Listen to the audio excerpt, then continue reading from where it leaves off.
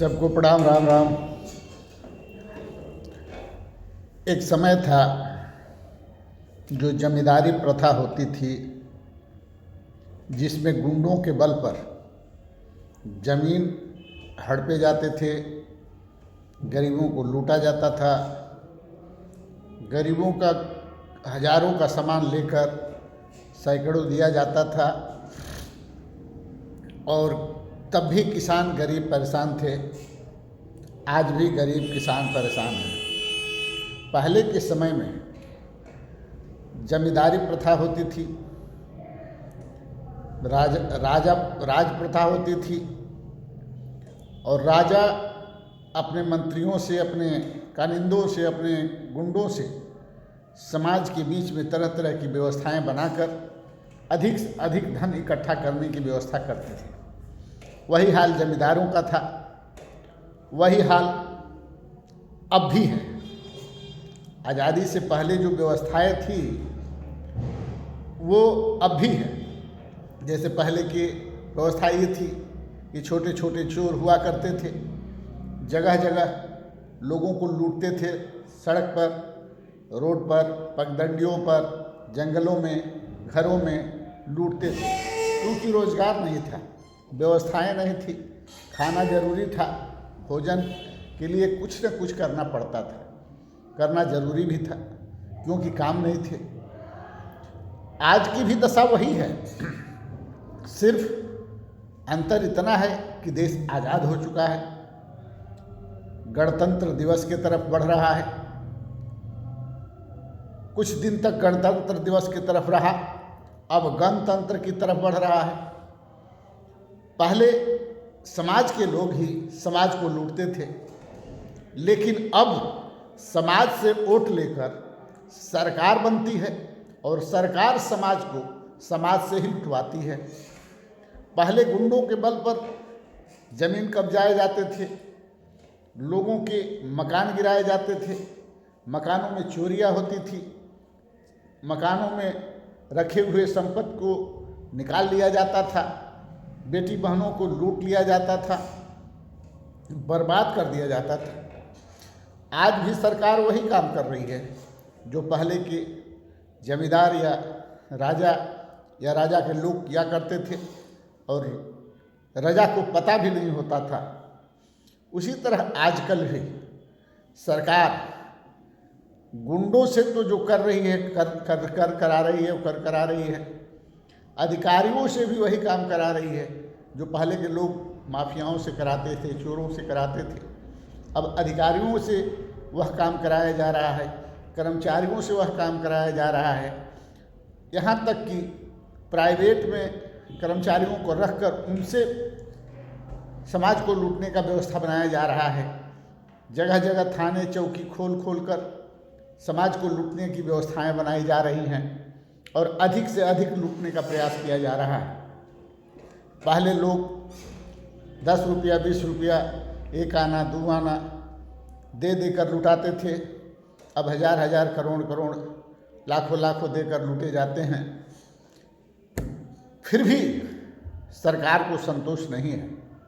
जिस तरह राजाओं को संतोष नहीं था, जमींदारों को संतोष नहीं था, प्रधानों को संतोष नहीं था, उसी तरह सरकारों को भी संतोष नहीं है। लाख करोड़ लेने के बाद भी समाज सुख से चैन से जीने के लिए विवश है, उसे जीने का कोई हक और अधिकार नहीं है। उसकी ज़मीनों पर, उसके घरों पर, उसके व्यवसायों पर, उसके अधिकारों पर चोट मारा जा रहा है, जो कहीं न कहीं गरीब को गरीबी की तरफ, मजदूर को मजदूरी की तरफ, किसान को किसानी की तरफ ढकेलने के लिए विवश कर रहा है। सरकार अपनी रोटी सेकने के लिए तरह तरह के हथकंडे अपनाती है, चाहे गुंडों के माध्यम से, चाहे अपने कनिंदों के माध्यम से, चाहे अपने अधिकारियों के माध्यम से, चाहे अपने कर्मचारियों के माध्यम से। लेकिन तब भी गरीब ही लूटा जाता था, किसान ही लूटा जाता था। अब भी गरीब ही लूटा जा रहा है, किसान ही लूटा जा रहा है। आखिर ऐसा क्यों? एक एक सिपाही के घर में खरबों खरबों रुपया मिल रहा है, एक एक अधिकारियों के घर में खरबों खरबों रुपया मिल रहा है, एक एक नेताओं के घर में अरबों अरबों रुपया मिल रहा है, खरबों खरबों रुपया मिल रहा है। हमारे देश में, हमारे प्रदेश में जितने भी बड़े बड़े कॉलेज हैं वो अधिकारियों के हैं, जितने भी बड़े बड़े व्यवस्थाएं हैं सब अधिकारियों के हैं, नेताओं के हैं। और उन नेताओं के स्कूलों पर, उन नेताओं के व्यवसायों पर, उन नेताओं के होटलों पर किसी तरह का कोई चोट नहीं है, किसी तरह का कोई जांच नहीं है, किसी तरह की कोई व्यवस्था नहीं है। जांच व्यवस्था उसी के ऊपर है जो सरकार के खिलाफ बोलती है। लेकिन अगर सरकार में ही लोग हैं और उनके बड़े बड़े होटल हैं, बड़े बड़े कॉलेज हैं, बड़े बड़े व्यवस्थाएं हैं, तो वो लोग कभी भी किसी को भी ये नहीं महसूस होने देते हैं कि किसका है, और सरकार उस पर कभी किसी तरह की कोई जांच नहीं बैठाती है। सरकार उन लोगों पर किसी तरह की अंगुली नहीं उठाती है, क्योंकि वो सरकार में सांसद या विधायक हैं। अगर वो गुस्सा गए, निकल गए तो सरकार गिर सकती है, इसलिए सरकार उस पर अंगुली नहीं उठाती है। इस तरह से हमारे देश खोखला होता जा रहा है। हमारा देश दिन प्रतिदिन विवश होता जा रहा है। समाज और किसान गरीब होता जा रहा है, खेती कमज़ोर होती जा रही है, बेटियां निसहाय महसूस हो कर रही हैं, हमारे देश की महिलाएं असुरक्षित महसूस कर रही हैं। हमारे यहाँ शिक्षा, चिकित्सा, न्याय महंगा होता जा रहा है, क्योंकि सारे कॉलेज नेताओं के हैं। क्या कभी कहीं किसानों का, कहीं गरीबों का, कहीं मजदूरों का कोई डिग्री कॉलेज, कोई इंटर कॉलेज किसी ने देखा है? नहीं। अगर संजोग से कभी किसी ने खोल भी दिया तो सरकार उसे किसी न किसी तरह बंद करा देती है, या रोज़ अधिकारियों को जांच के लिए भेज कर उसे कमज़ोर बना देती है, जिसे बंद करना पड़ता है। वही हाल अस्पतालों का है। अस्पताल में रोज़गार न मिलने की वजह से आजकल बच्चे अस्पताल खोल कर डॉक्टरों को बुला करके मरीजों का इलाज कर रहे हैं। वो भी सरकार को देखा नहीं जा रहा है, वो भी सरकार अधिकारियों को भेज कर उनके अस्पताल क्लिनिकों को बंद करा रही है। मतलब किसी तरह से किसी को भी जीने का कोई अधिकार नहीं है। काम वही होना चाहिए जिससे सिर्फ सरकार को फ़ायदा हो, समाज को फ़ायदा ना हो।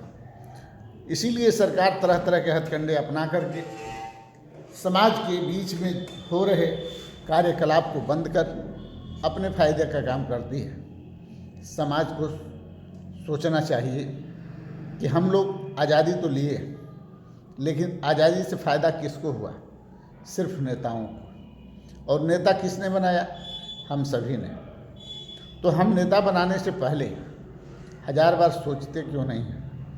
वहाँ रिश्ता क्यों निभाने लगते हैं? वहाँ उनके द्वारा बोली हुई मीठी बोली पर हम लोग